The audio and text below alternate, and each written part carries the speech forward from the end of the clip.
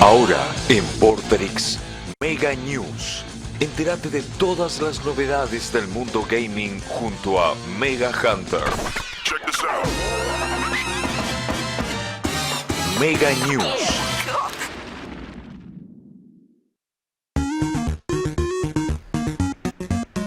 Y ahora sí, tenemos la sección del señor Suberi, sección retro que nos venís a hablar de la columna Game retro Boy. de Game Boy y mi consola favorita, como te contaba. ¿Por qué mi consola favorita? Corría en el principio de los 90, cuando el joven Suberi jugaba a la Commodore 64, que era un mamotreto Sí. que a la hora de la siesta era imposible que mi vieja no se dé cuenta porque ponía un disque y hacía un ruidaje cada vez que le... Ya el ruido de la disquetera la despertaba. Entonces, así. claro, entonces era imposible jugarla. Entonces mi vieja siempre me mandaba afuera a jugar y dije, algún día voy a tener un Game Boy y me voy afuera a jugar y no me ven mal la cara. Así que desde ahí deseaba tener una Game Boy. Como la historia de la Game Boy que nace en el 89. Toda esta historia arranca con Gunpei Yokoi, que es considerado el creador de la Game Boy, que era un empleado de Nintendo que empieza a trabajar, termina la universidad, tiene un título de electrónica y empieza a laburar en la línea de montaje de Nintendo en el 65. Acordémonos que Nintendo tiene una larga trayectoria de juego, empezó con cartas, después empezó con juguetes. Bueno, Gunpei Yokoi estaba en la línea de producción de los juguetitos estos. Y al año de trabajar en esa línea de producción, pasa el presidente Yamauchi por la línea de producción y lo ve que se había inventado como un brazo de esos que se estiran, que vemos en los dibujitos. Ah, sí. Eso con el guante de boxeo. Sí. Bueno, que para alcanzarse algo él usaba ese brazo y se lo alcanzaba y no se movía de la línea de producción que estaba. Entonces a Yamauchi le llama la atención y empieza a hablar con él y bueno, como que lo termina promocionando, sacando de la línea de producción y que empieza a desarrollar juguetes. Y Yokoi, que tenía un conocimiento en electrónica, empieza a desarrollar varias cosas, sobre todo mecánico, electromecánico, varios juguetitos. Y bueno, ahí empieza como la segunda etapa muy importante de Nintendo, que es con los juguetes de Yokoi. O sea, todos los juguetes famosos de Nintendo son justamente de la mano de Yokoi. Avanzan los años, ya en el 76 ya existía el concepto de videojuegos portátiles, pero eran todos con LED y mecánico, y era un LED rojo que se prendía, todo título deportivo, eran una basura que se comían las pilas nomás, pero bueno. Pero en el 79, Yokoi, yendo en el tren bala a trabajar, ve a un salaryman, que son los japoneses, esto que al día de hoy el Excel lo eliminó, pero porque eran esos tipos que se sentaban a ver planillas de cálculo y a sumar que todo esté bien, después seguía otro que le corregía, bueno, los salaryman conocidos de Japón, y ve que el tipo se estaba divirtiendo con una calculadora común esta de 8 dígitos, y el tipo hacía numeritos, borraba y escribía, y el flaco se divertía con eso mientras viajaba en el tren bala. Y Yokoi dijo, bueno, de acá puedo sacar algo, o sea, de acá puedo hacer algo. Y empieza a desarrollar lo que serían los Game & Watch, que son los videojuegos estos electrónicos que conocemos, que tienen los dibujitos que son fijos, los dibujitos que van apareciendo y desapareciendo en la pantalla. Los de Nintendo son muy lindos, después hubo millones de copias porque todo el mundo sacó ese tipo de juegos.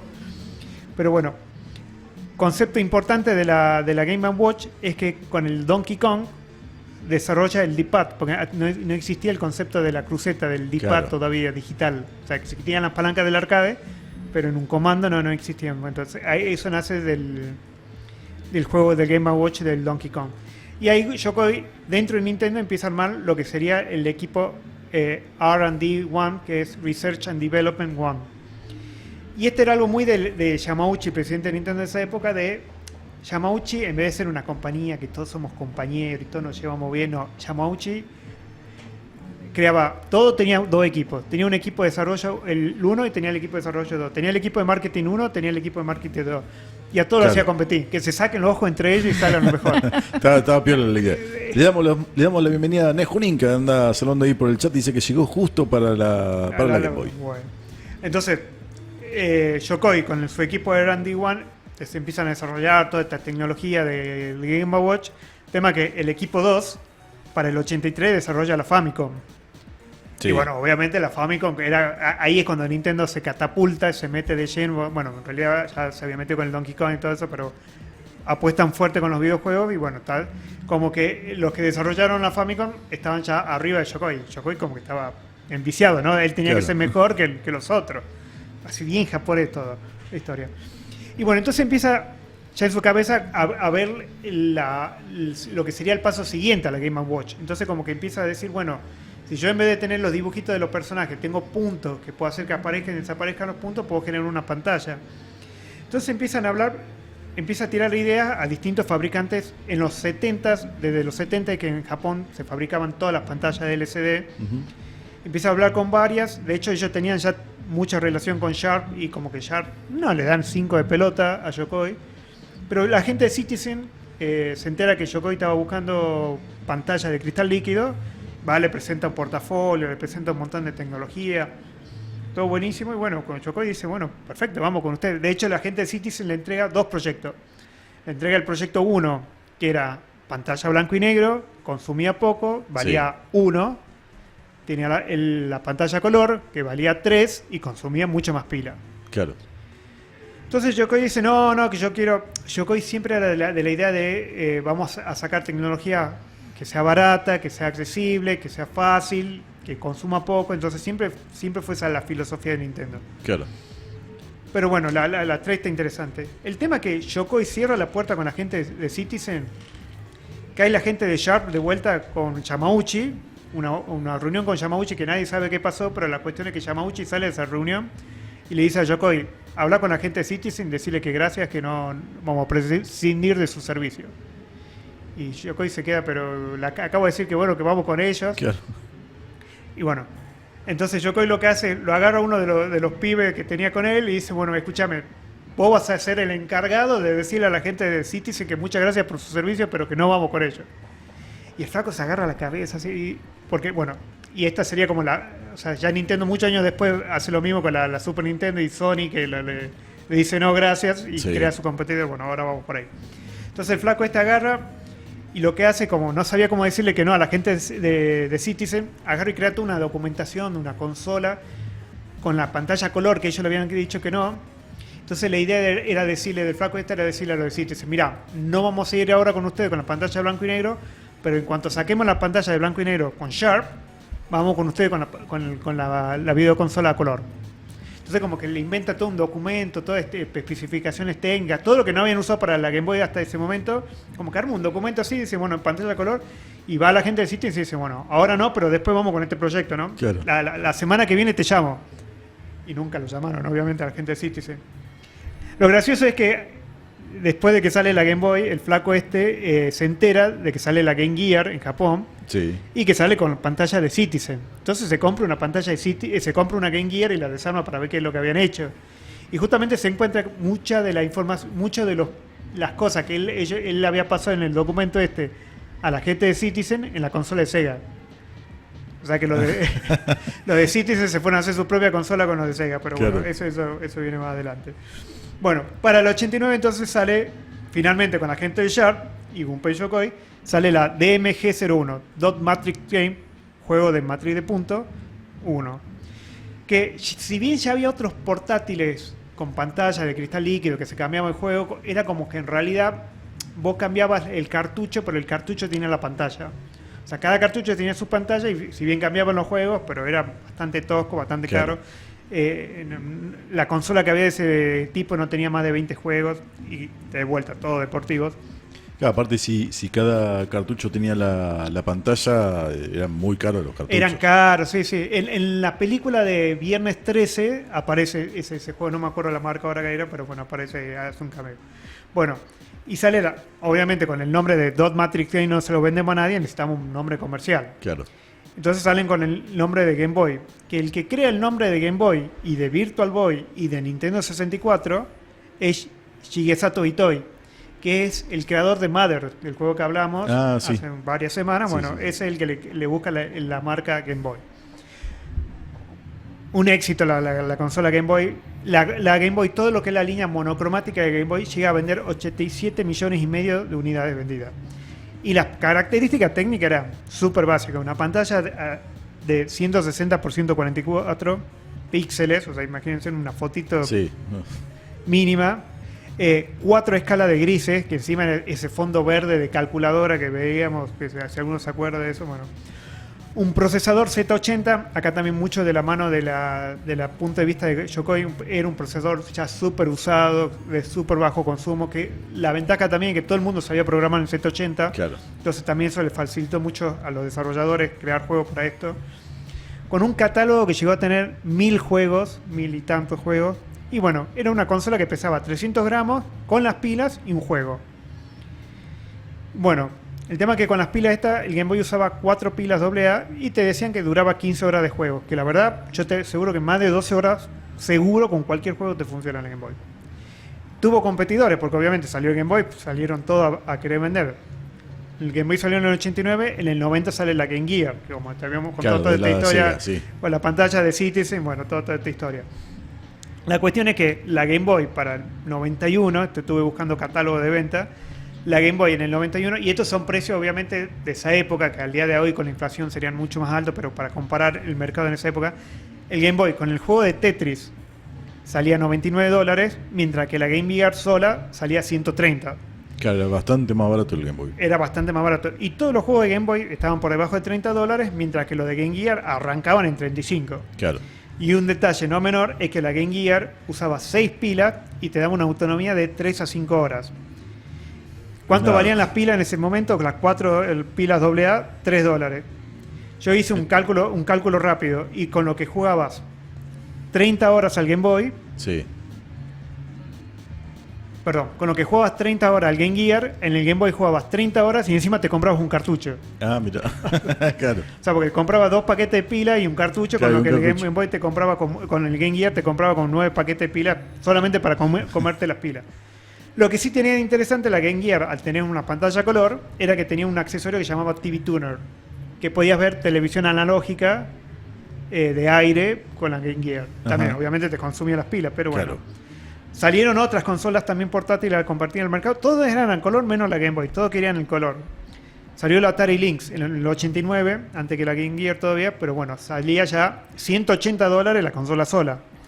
También una autonomía con 6 pilas AA que te daba hasta 6 horas. También carísima. La verdad que la Game Gear, la Lynx, no tiene 2 o 3 juegos buenos, nada que ver. O sea, Game Gear sí tenía buenos juegos de Sega. La Game Boy obviamente tiene un catálogo infernal, mucho más grande, muchos buenos títulos. Y después la última de las competidoras que se puede decir de la Game Boy fue la de PC Engine, la Turbo Express, que salió en el 90 también. El tema es que la Turbo Express, el Rolls Royce de, Sí. de las consolas portátiles. ¿Por qué? Porque estaba la PC Engine o TurboGrafx 16, que era una consola de mesa, y los mismos juegos que usaban la consola de mesa los podía usar en esta consola portátil. Claro. El tema es que esta salía $250, usaba 6 pilas AA que te duraban 3 horas, Nada. y los juegos eran el mismo precio que un juego de consola, o sea, porque era el juego. Entonces Claro. era una consola carísima, pero bueno, tenía justamente, no era el Family reducido al Game Boy, no, este era el mismo juego que jugabas en la consola, jugabas en tu consola portátil. Juego de lanzamiento que tuvo el Tetris, el Game Boy, principalmente de todos el Tetris, que cuando hablamos de la historia de Tetris, de Henry Roger, que es el que se va de Hawái Sí. a Japón y de Japón a Rusia a tratar de conseguir los derechos y que toda la historia esa, bueno, el que le sugiere a Nintendo dice, bueno, si quieren vender la consolita a los chicos, véndanlo con el Mario Land, que está re lindo, pero si se la quieren vender a todo el mundo, véndanla con el Game Con Boy. Tetris, claro. Y bueno, de hecho, justamente Tetris vendió más de 30 millones de unidades, o sea que fue el hit de la consola. Después lo podemos discutir con Pokémon, pero este era el Tetris solo y vendió 30 millones. Otros juegos que salieron para la consola, para el lanzamiento, fueron justamente el Super Mario Land, el Alleyway, que es el tipo del Arkanoid que habíamos hablado que Mario, cuando hablamos de Mario, que Mario piloteaba una nave, bueno, era la nave de Alleyway, béisbol, tenis, que Mario era el árbitro, y en Japón salió uno que era Yakuman, que era un mansion. ¿Qué es lo que tienen de común todos estos juegos, salvo el Mario Land? Es que eran juegos con pantalla estática, porque el Game Boy original tenía mucho problema de ghosting. Entonces Ajá. los juegos que eran de puzzle, que la pantallita estaba quieta, se veían fantásticos, pero ya cuando había un desplazamiento ya como que costaba. De hecho, Claro. por eso también el Super Mario Land como que no tiene fondos, todo eso, como para evitar un poco ese ghosting.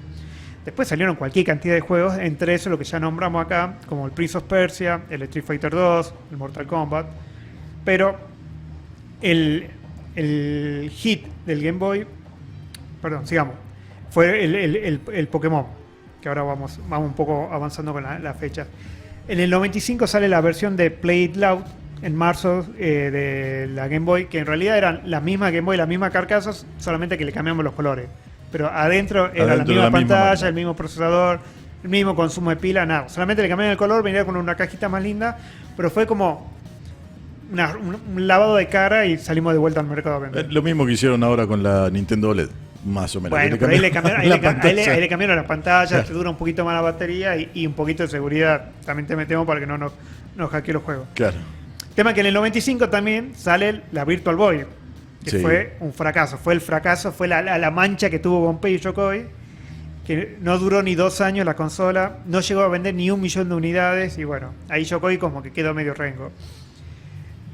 Para el 96, en junio sale el Nintendo 64, que vendió 33 millones de unidades, pero si la comparamos con su competidora, PlayStation 1, que salió en fines del 94, PlayStation vendió más de 100 millones de unidades. O sea, 3 veces más que la Nintendo 64. O sea, Claro.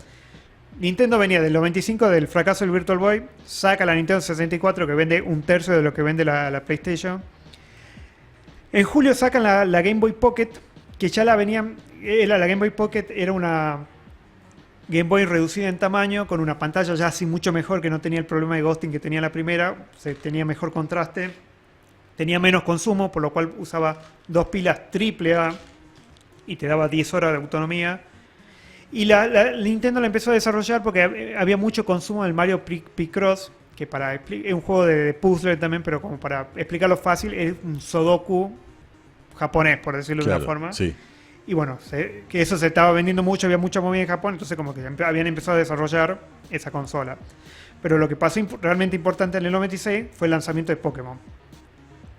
Que eso fue lo que le salió a salvar las papas del fuego a Nintendo y fue lo que le compitió a PlayStation. Ujú. Sí. A lo largo de la primera tanda, porque primero salió el Pokémon Green, después el Red, después el Blue, después el Green, el Yellow, perdón, toda esa primera saga de Pokémon, toda esa primera temporada, vendió en total de 10 millones. Que fue lo que le dio de comer a Nintendo, porque eso estaba vendiendo más que la Nintendo 64. Sí, vendieron fortuna de los Pokémon. Y bueno, justamente, vendieron tanto Pokémon que de hecho en Japón salió primero la Game Boy Pocket y después salió el Pokémon. Y para cuando la Game Boy Pocket la tenían que mandar al mercado de Europa y Estados Unidos, ya la promocionaban con el Pokémon con la Game Boy Pocket. Entonces Claro. los pibes se compraban la Game Boy Pocket pensando que el Pokémon no le iban a dar en el Game Boy viejo. Y como que reflotaron la venta también. O sea, se Claro. aprovecharon y le Buen encajaron. laburo de marketing hicieron. Sí, le encajaron la consola con el Pokémon también. Así que realmente es una de las cosas que yo digo que Pokémon fue el que le salvó en esos años a Nintendo las papas, porque venía del fracaso de la Virtual Boy, Sí. la Nintendo 64 que no vendía bien, y la consola, la Game Boy Pocket, si no hubiera sido realmente por el Pokémon, tampoco hubiese vendido bien porque era más de lo mismo. Vendió tan bien el Pokémon que el próximo proyecto, que era la Game Boy Color, se retrasó hasta el 98. Porque la estábamos vendiendo bien, la estábamos sacando en palas. Claro. Sigamos sacando. Explotando esto, dijo. Claro, la estiremos. Entonces, bueno, para el 98 sale ya esto ya se había ido con Gunpei Yokoi de la empresa. Yokoi saca la Pocket y ya la renuncia a Nintendo. Se va a Bandai y saca otra consola portátil. Después fallece en un accidente. Para el 98 Nintendo saca la Game Boy Color, que era técnicamente superior. Podía mostrar 56 colores en pantalla de una paleta de 32.000 colores, que después con algunos truquitos que algunos juegos tienen, se pueden hasta reproducir hasta 2.000 colores. Claro, ahí estamos viendo un poco uno de los primeros Eso- de la Game Boy Advance, ¿en eso? No, eso es la Game Esa Boy. es la Game Boy Color. No, eso es la Game Boy común, pero es un juego de Pokémon visto desde la Game Boy Color. Claro. Que la Game Boy Color aprovechaba y a los juegos ya como conocidos, como que le cambiaba algunos colores. O sea, técnicamente lo que hacía la Game Boy es como que detectaba distintos tipos de sprite y los coloreaba distintos. Como todo puede tener 4 tonos de grises nomás, pero bueno, a distintos sprites le daba distintos colores, con 4 tonos con cada uno. Entonces por eso vemos, por ejemplo, el personaje en tonos verdes y el escenario en tonos rosas. Claro. Ahí saludamos al tío Kuni y al Bacteria que se andan sumando. Bienvenidos. Lo que tuvo de muy piola la Game Boy Color era que era retrocompatible. que era algo que Nintendo siempre buscó. Desde la Super Nintendo ya buscaba que sea retrocompatible con la Nintendo y no pudo por una cuestión de costo. Bueno, la Game Boy Color ya pudo ser retrocompatible. Vendió un total de 31 millones de unidades vendidas, pesaba menos de la mitad de lo que pesaba la Game Boy ladrillo. Sí. Llegó a sacar 500 juegos, o sea, y tuvo una vida más corta. Tuvo 2 pilas AA que también duraban 2 horas, que esto es como que Nintendo siempre desde acá es como que las portátil mínimo tienen que durar 10 horas andando. Y bueno, hablando de precios también, ya para cuando salió la Game Boy Color, ya habían bajado la Game Boy Play It Loud, que era la clásica ladrillo, solamente que en color, estaba en $50, la Pocket estaba a 60 y la Color estaba a 70. Y los juegos todo abajo de 25. Así que siempre trataron de buscar eso de que seamos precios económicos para el pibe. Claro. Que como habíamos dicho, con 2 paquetes de pilas el pibe te jugaba 30 horas y no te rompía la bola, entonces Claro. los padres iban y compraban el Game Boy. No tenía, en ese momento no tenía competencia Game Boy en el mundo de la mercado portátil. acá, en el portátil. No había. La verdad que salieron varios intentos, pero nadie le podía hacer competencia a Game Boy Color. También otro detalle que agregó la Game Boy Color es que le agregaron un puerto infrarrojo, que algunos juegos, para justamente el Pokémon y otros, como que podías pasar datos, había algunos juegos que los podía usar como control remoto a la Game Boy Color, pero era Sí. súper baja la potencia, entonces como que tenía que estar al lado de la tele. Y para el 2001 ya salió la Game Boy Advance, que también le hicieron retrocompatible con la Game Boy Color y con Sí. la Game Boy común. Y bueno, Game Boy siguió sacando juegos hasta el 2002, lo que le dio 13 años de vida al Duraron un montón de tiempo en el mercado, sí. Claro, la que más años tuvo en el mercado fue la Nintendo, que tuvo 20 años, la NES. Después la Atari 2600, que tuvo 15 años. Y después seguía la Neo Geo, que es la que vimos la semana pasada en los arcades, con 14 años. Sí. Bueno, y después la Game Boy Color, la Game Boy que tuvo 13 años. Bueno, accesorios que salieron para la Game Boy, salieron cualquier Sí. cantidad de accesorios. Salió un montón de boludos. Cualquiera. Pero bueno, lo que rescato, el cable Link, que era... Todas las consolas portátiles tenían, pero Sí, era la forma de es jugar cierto. de a dos. Que bueno, justamente viniendo con el Tetris y con ese cable te juntaba y te mataba a partir de Tetris. Sí, con incluso otro. recuerdo que con el cable Link vos podías, en los Pokémon le podías pasar un Pokémon Claro, a tu después, amigo. bueno, que esa fue la estrategia de marketing, que el Pokémon lo que hacía era, te vendían distintas versiones y no estaban todos los bichitos en las versiones. Claro. O sea, sí o sí necesitabas a alguien que tenga la otra versión para cambiarle lo que él no tiene. Y había Pokémones que evolucionaban únicamente cuando los cambiabas. O sea, estabas obligado a cambiar Sí. con alguien. Entonces, eso fue todo un marketing. Pokémon tiene toda una historia de desarrollo también súper interesante. Pero bueno, salió el cable Link para jugar de 2 y después había un adaptador para 4 jugadores que venía con un juego de carreras y otro. Y bueno, y acá técnicamente había uno de los juegos que conectando varios adaptadores de 4 se podía jugar de hasta 16, que era un juego que llamaba Faceball, que era un tipo Doom para el Game Boy, súper precario, pero bueno, se podía jugar de 16. Salió la Game Boy Cámara, que era la primera cámara digital que te podía sacar selfie accesible, que para el 99 tenía el récord Guinness de la cámara digital más chica, porque con la Game Boy Pocket y la cámara esta te podías Claro. sacar fotos, pero tenía este tamaño, que al día de hoy cualquier celular berreta es más chico que ese, saca mejores fotos, pero bueno, para el 99 fue el récord Guinness. Y también vino la Game Boy Printer, que esas fotos horribles que sacabas Las podías imprimir. las podías imprimir en papel adhesivo y pegarlas, que a los 5 minutos, a la semana que le daba el sol ese papel no servía porque era fotosensible y Claro. iba perdiendo el color. Después aparecieron accesorios rarísimos. Apareció uno que se llama Work Boy, que en realidad apareció 28 años después, porque este accesorio lo anunciaron y nunca salió al mercado. Que era como un tecladito QWERTY que lo conectabas a la Game Boy y al Game Boy le ponías un cartucho y lo usaba como una agenda Casio, que guardabas tus contactos con los números de teléfono, Claro. con los cumpleaños, con la agenda, con el zodíaco y todo eso.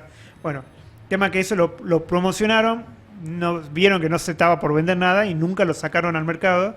Bueno, hace un par de años como que alguien apareció y dijo, no, sí, lo tengo y Claro, funciona. salió para coleccionistas. Claro, lo tenía el tipo que lo había desarrollado, lo tenía funcionando, funcionaba y bueno, como que lo compartió con internet todo.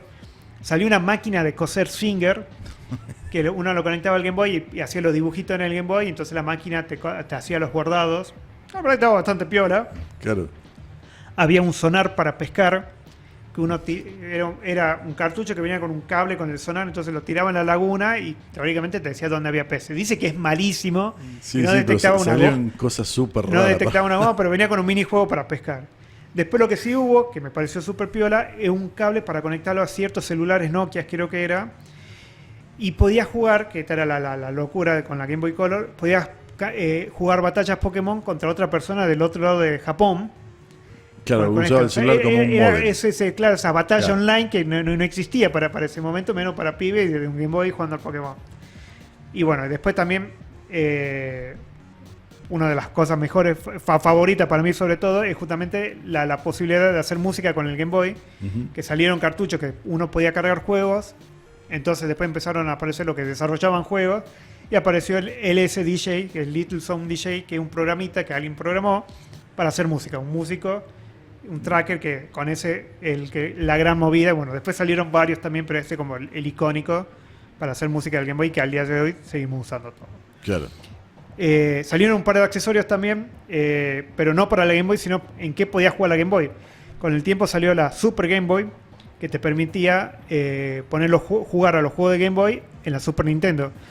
Resulta ser que esta Super Game Boy era una Game Boy completa, tenía el procesador y toda la memoria dentro del cartucho de la Super Game Boy, y en realidad usaba la Super Nintendo para los controles y la salida de video. El Game Boy Advance también, como habíamos dicho, que podía jugar juegos clásicos de Game Boy, los podía jugar en la pantalla de la Game Boy Advance. Sí. Y después salió uno también para GameCube, que era el GB Player, que podía jugar los mismos juegos en la GameCube, primer juego de Game Boy original también en su hardware, porque el Game Boy Player tenía un hardware del Game Boy Advance adentro y lo mismo que el Super Nintendo. Y uno medio raro que apareció hace unos años que se llama White Boy 64, que era un cartucho de Nintendo 64 para jugar juegos de Game Boy, que en realidad únicamente como que mandaba imágenes, porque era un cartucho pensado para la prensa, para que puedan sacar imágenes de los juegos de Game Boy. Acordémonos que claro. las primeras revistas para... Sí, le sacaban fotos de la pantalla. o lo ponían al Game Boy arriba del escáner, escaneaban con el pausa y se veía el pausa. Bueno, esas eran las primeras reseñas de los juegos de Game Boy. Bueno, con esto más adelante como que pudieron sacar mejores Sí, imágenes. se ve un montón de cosas. Vamos a escuchar un tema musical y ya venimos con el flash informativo. En este caso tenemos otro tema de Green Day, he traído esta vez, y es We I Coming Around. When I Came Around.